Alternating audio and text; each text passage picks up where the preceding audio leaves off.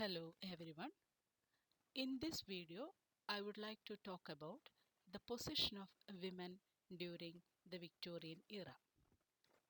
During this time, society followed very strict moral values. Women were expected to behave in a disciplined and controlled way. Ideas like purity, obedience, and modesty were very important. These values influenced every part of a woman's life. Now let us see what society expected from women and how different the reality actually was. In Victorian society, women were expected to be the perfect angel in the house. They had to be gentle, obedient, and fully devoted to their families.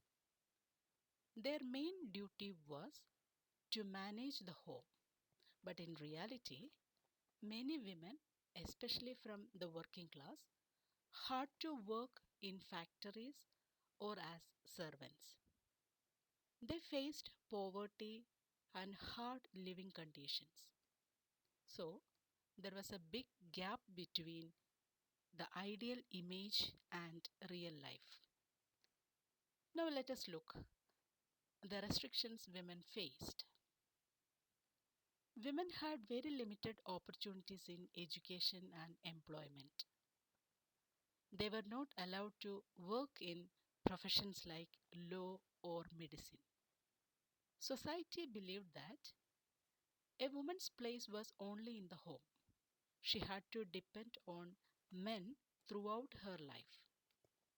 This clearly shows how women were denied independence. Along with this, strict moral rules also controlled their behavior. Victorian society had very strict moral rules. Women were expected to remain pure and disciplined. Even simple activities, for example, riding a bicycle, were sometimes seen as improper. Society closely watched women's behavior. At the same time, men had more freedom, while women were judged more strictly. So, women were controlled both socially and morally. Now let us see how law and literature supported this system. Women also faced serious legal inequalities. They could not own property or sign contracts. After marriage, their identity was merged with their husbands. And these ideas were also supported by literature.